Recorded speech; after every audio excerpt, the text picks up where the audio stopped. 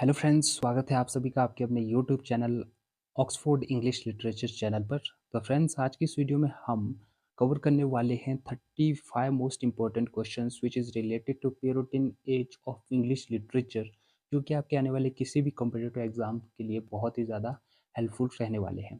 तो वीडियो के एंड तक ज़रूर बने रहिएगा। वीडियो काफ़ी ज़्यादा यूज़फुल और आपके आने वाले एग्जाम्स के लिए काफ़ी ज़्यादा इम्पॉर्टेंट भी रहने वाली है।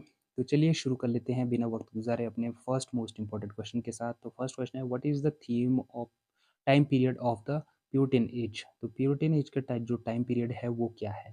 प्यूरिटन एज का टाइम पीरियड है 1620 से 1660 तक।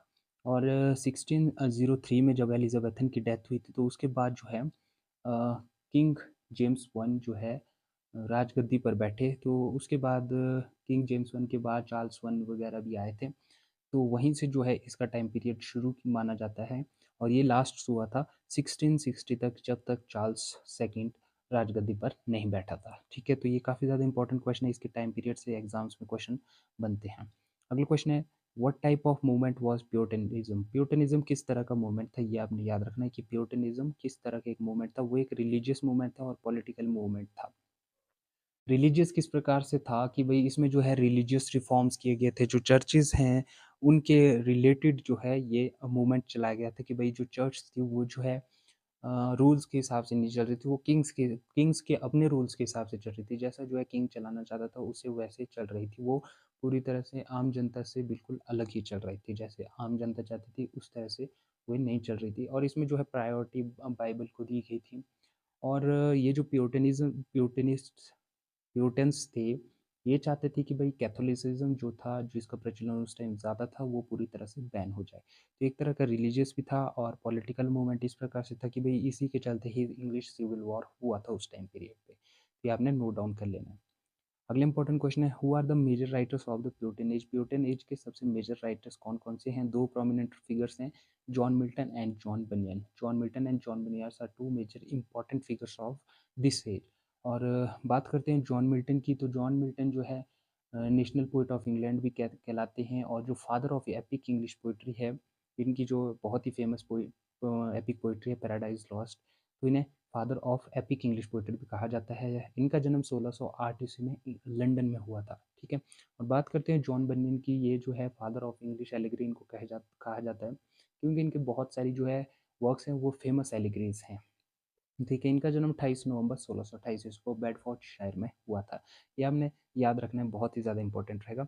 अगला क्वेश्चन है, what is John Milton's most famous work. मैंने ऊपर ही बता दिया था, paradise lost is the most famous work of this period of end of this poet. ये आपने याद रखना है। पैराडाइज लॉस्ट जो है 1667 में पब्लिश करवाया गया था और ये तब लिखा जॉन मिल्टन ने जब वे पूरी तरह से ब्लाइंड हो चुके थे, जब उन्हें आंखों से दिखना बंद हो गया था। इस एपिक पोइट्री में क्या है, बिब्लिकल रेफरेंसेस से ज़्यादा जो चीज़ें हैं वो ली गई हैं।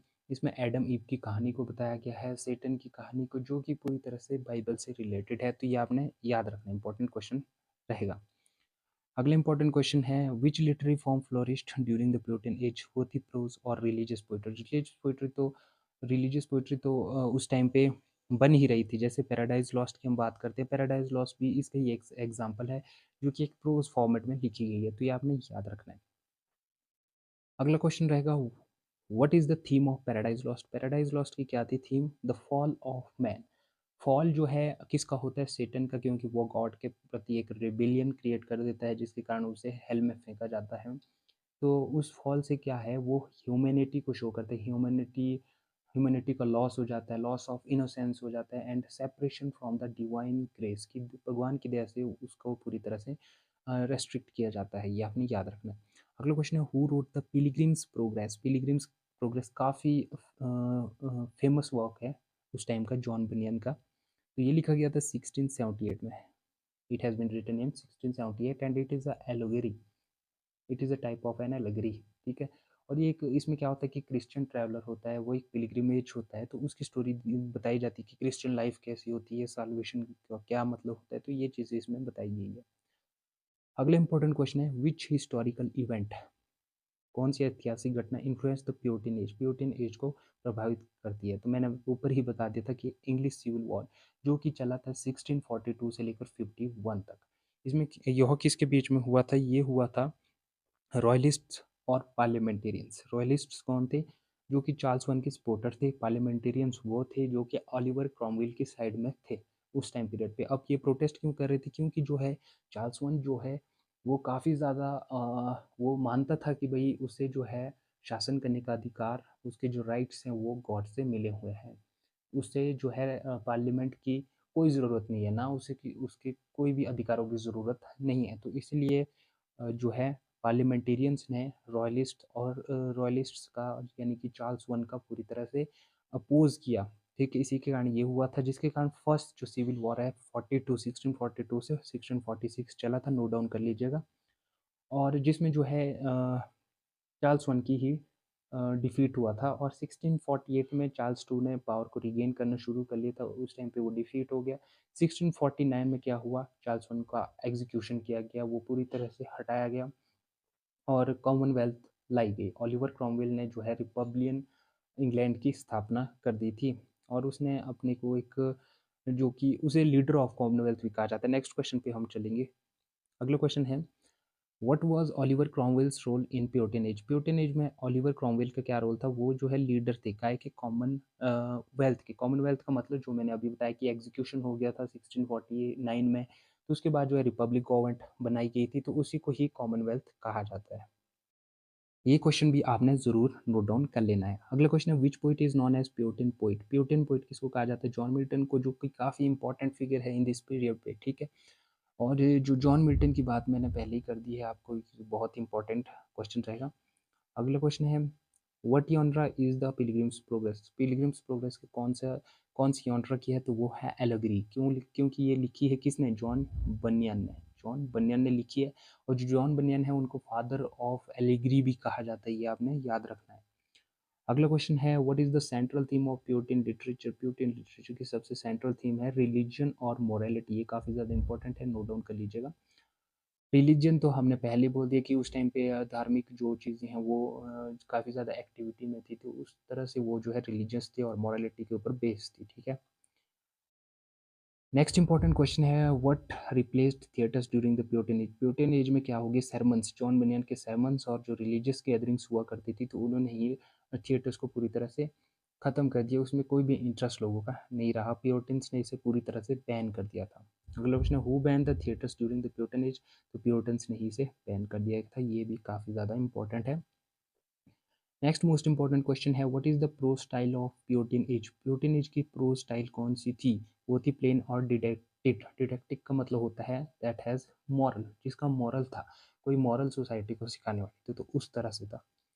तो अगला क्वेश्चन है हु रोट एरियोपेजिटिका? एरियोपेजिटिका किसने लिखी? जॉन मिल्टन ने। जॉन मिल्टन ने इसे लिखा था 1644 में। एक तरह का ये पैम्फलेट था और ये थी एक आर्ग्यूमेंट जो कि सॉरी फ्रेंड्स, एक आर्ग्यूमेंट थी जो कि सेंसरशिप के खिलाफ थी पूरी तरह से।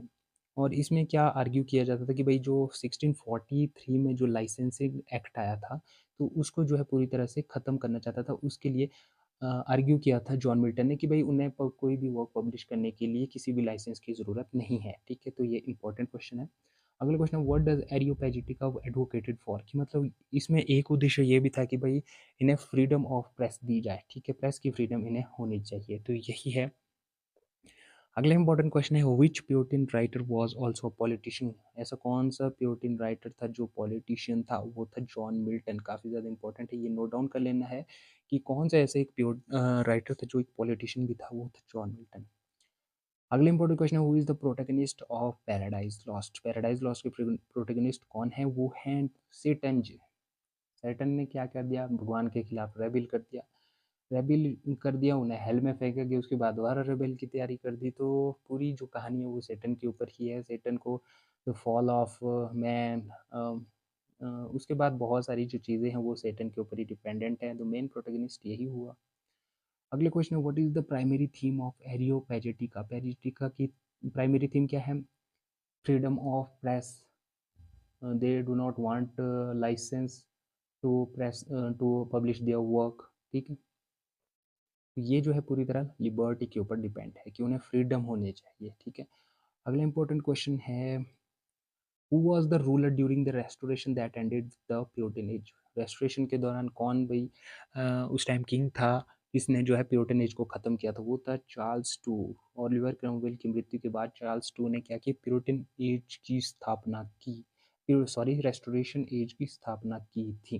रेस्टोरेशन का मतलब है उसने जो पुरानी पुरानी अपने दादाओं परदादाओं से उसने जो सीखा था तो उसको उसने आगे भी वैसे ही कंटिन्यू रखा, ये भी आपने याद रखना है। अगला इंपॉर्टेंट क्वेश्चन है which is very important for your upcoming exam, what is the significance of the Pilgrim's progress. Significance क्या है, उसमें एक पिलग्रिम होता है तो वो क्रिश्चियन लाइफ के बारे में बताता है, क्रिश्चियन की लाइफ उसमें होती है। साल्वेशन के बारे में उसमें बात की जाती है कि उस पिलग्रिम की लाइफ के बारे में उसमें बात की जाती है जिससे रिफ्लेक्ट होती है क्रिश्चियन लाइफ और साल्वेशन, ये आपने याद रखना है। What replace drama during the Puritan age. Puritan age में ड्रामा को प्यूरिटन एज में किसने रिप्लेस किया, वो थी रिलीजियस राइटिंग्स। रिलीजियस राइटिंग्स उस वक्त आनी शुरू हो गई थी, ये आपने याद रखना है। जैसे आपके पास पिलग्रिम प्रोग्रेस की हम बात कर लेते हैं, वो भी एक रिलीजियस राइटिंग है। अगला इंपॉर्टेंट क्वेश्चन है, what is the metre of Paradise Lost. Paradise Lost में किस मीटर का यूज किया गया, ब्लैंक वर्स। ब्लैंक का मतलब होता है जिसमें कोई भी राइम स्कीम ना हो। अनराइम्ड वर्स मतलब एक पोइट्री टाइप, तो अनराइम्ड एम्बिक पॉइंट पेंटामीटर को ही, जो पोइट्री अनराइम्ड पेंटामीटर एम्बिक पेंटामीटर में लिखी गई है उसको ब्लैंक वर्स कहा जाता है। आयम्बिक पेंटामीटर तो आपको पता ही होगा, हर वीडियो में मैं डिस्कस करता रहता हूँ। 5 unstressed syllables followed by 5 stressed syllables in a line, ठीक है। Unstress syllable is followed by stress syllable, 5 5 होते हैं दोनों एक लाइन में, तो यही हो गया जो उस टेक्निक में जिसको लिखा गया है वो है पैराडाइज लॉस्ट, ब्लैंक वर्स उसे कहते हैं। अगला question, what is the opening line of Paradise Lost. Paradise lost की ओपनिंग की लाइंस कौन सी है, ऑफ मैंस फर्स्ट डिसोबीडिएंट। ये काफ़ी ज़्यादा इंपॉर्टेंट है, ये लाइन आपको एग्जाम्स में देखने को मिलती ही मिलती है क्योंकि ये बहुत ही ज़्यादा इंपॉर्टेंट है, एक बहुत ही बड़े एपिक पोइट्री की, ठीक है। ऑफ मैंस फर्स्ट डिसोबीडिएंट, इसमें बताया गया कि भाई जो फर्स्ट डिसोबीडियंस की थी एडम और ईव ने ईडन ऑफ गार्डन्स में, तो उन्होंने वहाँ पे फ्रूट ऑफ नॉलेज खा लिया था, तो भगवान ने कहा था कि भाई इसे नहीं खाना है, लेकिन वे उसे पूरी तरह से खा लेते हैं जिसके कारण उन्हें दुनिया में आना पड़ता है, उन्हें सफरिंग्स ग्रीफ जो है उन्हीं के कारण होते हैं, ऐसा मानना है बाइबल के अनुसार। तो यही है कि भाई उन्होंने इसका डिसोबीडियंस किया था, ठीक है। अगला इंपॉर्टेंट क्वेश्चन है, what is the literary style of Puritan poetry. Puritan poetry की लिटरेरी स्टाइल्स क्या है, ठीक है, कि वो रिफ्लेक्टिव है और मोरलिस्टिक है, ठीक है, ये आपने याद रखना है। नेक्स्ट इंपॉर्टेंट क्वेश्चन है, which Puritan poet wrote Lycidas. Lycidas has been written by John Milton, और ये जो लिसिडस है ये ये जो पोइम है ये एक पेस्टोरल एलिजी है जो कि 1637 में लिखी गई थी, और ये किसके ऊपर है, किंग एडवर्ड की डेथ के ऊपर है, जो कि उसका ये कैम्ब्रिज यूनिवर्सिटी में फ्रेंड होता है, तो उसी की डेथ को मॉर्न करने के लिए ये जो है पोइम लिखी गई है। ये काफ़ी ज़्यादा इंपॉर्टेंट है। अगर वीडियो फ्रेंड्स आपको थोड़ी-सी भी पसंद आ रही हो तो 1% भी आपको इन्फॉर्मेटिव लगती है तो वीडियो को एक लाइक करके चैनल को ज़रूर सब्सक्राइब कर लीजिएगा, और अपने 2 फ्रेंड्स के साथ इस वीडियो को ज़रूर शेयर कीजिएगा ताकि उसे भी थोड़ी-सी नॉलेज इससे गेन करने को मिले। अगला क्वेश्चन है, who led the Puritan movement in England. Sorry, इससे पहले 28th क्वेश्चन कर लेते हैं। What is the theme of Lycidas. Lycidas की थीम क्या है, एलिजी फॉर अ फ्रेंड। ये एक तरह की एलिजी है, मैंने आपको ऊपर ही बता दिया, फ्रेंड के लिए लिखी गई है, उसकी डेथ को मॉर्न करता है, ठीक है। अगला क्वेश्चन है, who led the Puritan movement in England. England में प्यूरिटन मूवमेंट को कौन लेड करता है, यानी उसका नेतृत्व कौन करता है, ओलिवर क्रॉमवेल। मैंने आपको बता दिया कि भाई ओलिवर क्रॉमवेल के ही उसके ही सपोर्ट में जो है पार्लियामेंटेरियंस ने जो है विरोध किया था, अपोज किया था चार्ल्स वन का, ठीक है। तो जैसे ही चार्ल्स वन का एग्जीक्यूशन 1649 में किया गया था तो ओलिवर क्रॉमवेल ने इंग्लैंड में एक डिटेक्टर की तरह वहाँ पे काम किया था, ठीक है। लॉर्ड प्रोटेक्टर, सॉरी डिटेक्टर भी बोल सकते हैं, प्रोटेक्टर भी बोल सकते हैं, 1659 से लेकर 53 से लेकर 1658 तक, ठीक है। इसने क्या किया, लॉर्ड प्रोटेक्टर के रूप में आयरलैंड, स्कॉटलैंड और इंग्लैंड में काम किया था। ये काफ़ी ज़्यादा इंपॉर्टेंट फिगर है प्यूरिटन एज की। Next important question is, what does Puritan literature emphasise. Puritan literature किस पे ज़्यादा जोर देता है, तो वो देता है पिटी और डिवाइन जजमेंट के ऊपर, ये आपने नोट कर लेना है। अगले क्वेश्चन की ओर बढ़ लेते हैं, what type of government was established by Puritans, Puritans के द्वारा कौन सी जो गवर्नमेंट है वो एस्टेब्लिश की गई थी, वो थी कॉमनवेल्थ, जो कि रिपब्लिक गवर्नमेंट की थी, वो किसने की थी, ओलिवर क्रॉमवेल, इसीलिए ही उसका नाम काफ़ी ज़्यादा फेमस है। अगले इंपॉर्टेंट क्वेश्चन है, who succeeded the Puritan rule in England, England में प्यूरिटन रूल को किसने सक्सीडेड किया था, द स्टुअर्ट मोनार्की।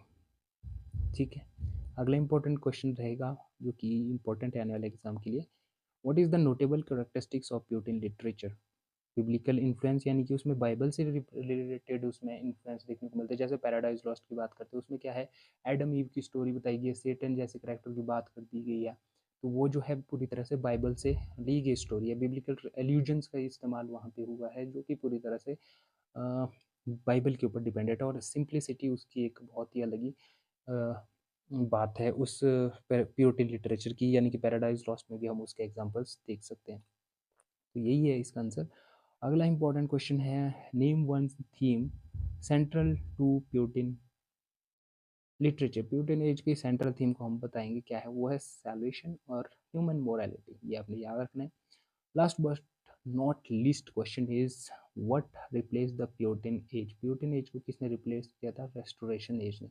1660 में जब जो है ओलिवर क्रॉमवेल की डेथ हो गई थी, तो चार्ल्स टू ने जो है सत्ता दोबारा से ग्रहण कर ली थी, और चार्ल्स टू ने फ़ायदा देकर रिपब्लिकन गवर्नमेंट को पूरी तरह से डिस्ट्रॉय कर दिया, और जो पूरी तरह से जो पुराने जो रूल्स थे वो उनको रिस्टोर कर दिया, और 1700 तक पूरी तरह से शासन किया इंग्लैंड की राजगद्दी पर, और उसी पीरियड को रेस्टोरेशन पीरियड कहा जाता है, क्योंकि उसने रूल्स जो है उस टाइम रिस्टोर किए थे। ठीक है, ये आपने याद रखना है। तो फ्रेंड्स, आज की वीडियो में बस इतना ही। अगर आपको वीडियो थोड़ी सी भी इन्फॉर्मेटिव लगती है, वीडियो पसंद आती है, तो वीडियो को एक लाइक ज़रूर कर दीजिएगा, अपने दो फ्रेंड्स के साथ इस वीडियो को ज़रूर शेयर कीजिएगा, ताकि उन्हें भी इस वीडियो से कुछ क्वेश्चंस का फ़ायदा हो सके। तो आज की वीडियो में बस इतना ही। Thanks for watching the video and best of luck for your upcoming competitive exam.